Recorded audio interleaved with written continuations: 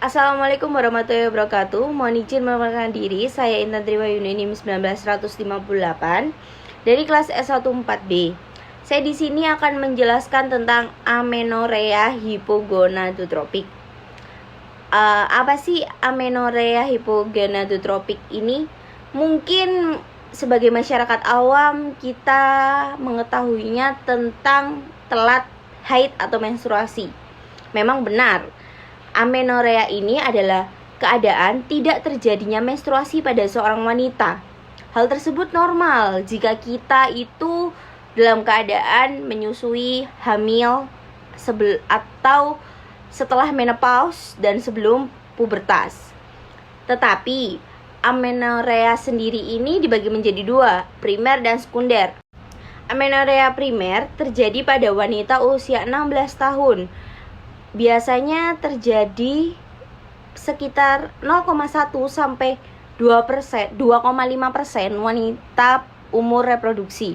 Sedangkan yang sekunder tidak terjadinya menstruasi selama 3 siklus atau 6 siklus setelah sebelumnya mendapatkan siklus menstruasi biasa. Angka kejadian berkisar 1-5% pada wanita. Faktor yang mempengaruhi terjadinya amenorrhea ini ada dua, faktor internal dan faktor eksternal. Untuk faktor internalnya itu dibagi menjadi 3, organ reproduksi, hormonal, dan penyakit. Untuk organ reproduksi itu vaginanya tidak tumbuh dan berkembang dengan baik. Untuk rahimnya tidak tumbuh. Induk telur yang tumbuh, tidak jarang ditemukan kelainan lebih kompleks pada rahim atau rahim tidak tumbuh dengan sempurna. Kelainan ini disebut oogenesis genitalis, bersifat permanen. Artinya wanita tersebut tidak akan mendapatkan haid selama-lamanya menurut Pardede tahun 2002. Untuk hormonal, alat reproduksi wanita merupakan alat terakhir atau endogen yang dipengaruhi oleh sistem hormonal.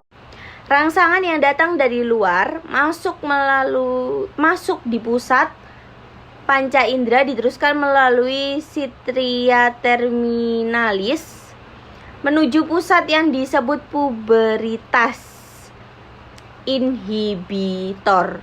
Dengan hambatan tersebut tidak terjadi rangsangan terhadap hipotalamus yang akan memberikan rangsangan pada hipofis posterior sebagai mother of gland atau pusat kelenjar-kelenjar. Dan yang terakhir ada penyakit. Beberapa penyakit kronis yang menyebabkan terganggunya siklus haid seperti kanker payudara dan lain-lain. Kelainan ini menimbulkan berat badan yang sangat rendah sehingga datangnya menstruasi akan terganggu. Untuk faktor eksternalnya itu ada 2, yaitu status gizi dan gaya hidup. Status gizi adalah kecukupan pangan yang efisien baik kualitas maupun kuantitas yang sangat penting untuk siklus menstruasi. Zat gizi mempunyai nilai yang sangat penting untuk memelihara proses tubuh dalam pertumbuhan dan perkembangan. Dan gaya hidup adalah perilaku makan dengan porsi yang cukup sesuai jadwal yang mengandung gizi 4 sehat 5 sempurna, dapat menyebabkan kondisi tubuh terasa fit dan terhindar dari kekurangan gizi sehingga siklus menstruasi berjalan normal. Keduanya menurut Sujiningsih tahun 2002. Jadi untuk status gizi dan gaya hidup ini sangat sama, yaitu sama-sama mementingkan gizi yang mempengaruhi siklus menstruasi. Dan ada manifestasi klinis. Manifestasi klinis itu ada 4. Yang pertama pasti tidak terjadi haid, yang kedua nyeri kepala, dan yang ketiga badan lemah, dan yang terakhir adalah produksi hormon estrogen dan progesteron menurun. Untuk etiologi dari amenorrhea hipogonadotropik adalah paling banyak menyebabkan supresi hipotalamus akibat 2 pengaruh utama, yaitu yang pertama stres, entah di rumah, di kantor, di sekolah, di tempat kerja, dan dimanapun itu. Rasio bentuk tubuh kritis yang tidak tepat bagi wanita, yaitu berat badan untuk tinggi badan, penurunan diet yang sangat cepat, dan gangguan makan seperti anoreksia nervosa.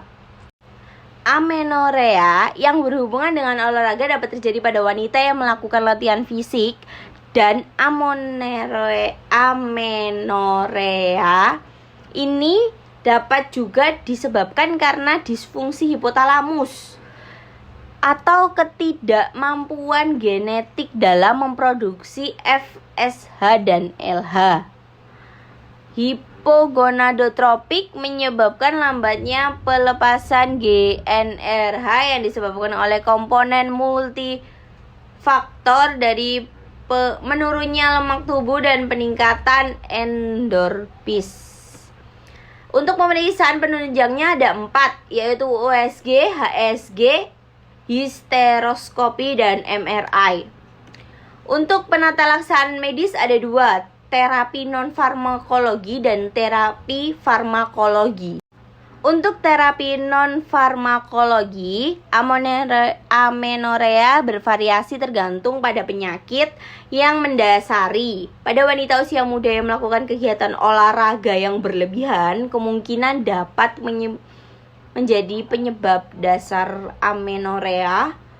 Maka treatmentnya adalah pengurangan terhadap excuse yang berlebihan.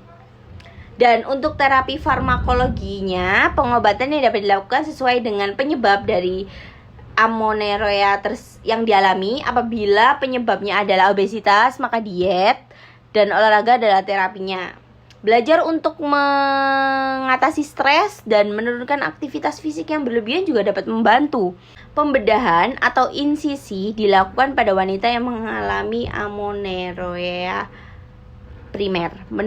Kedua itu tadi menurut Dipiro TJ tahun 2008. Dan untuk diagnosa keperawatannya di sini ada 4 diagnosa. Yang pertama ada ansietas berhubungan dengan status kesehatan, dan yang kedua ada harga diri rendah situasional berhubungan dengan gangguan visional atau amenorrea primer, dan yang ketiga ada gangguan citra tubuh berhubungan dengan biofisik, dan yang terakhir ada kurang pengetahuan berhubungan dengan kurang informasi yang didapatkan tentang penyakitnya.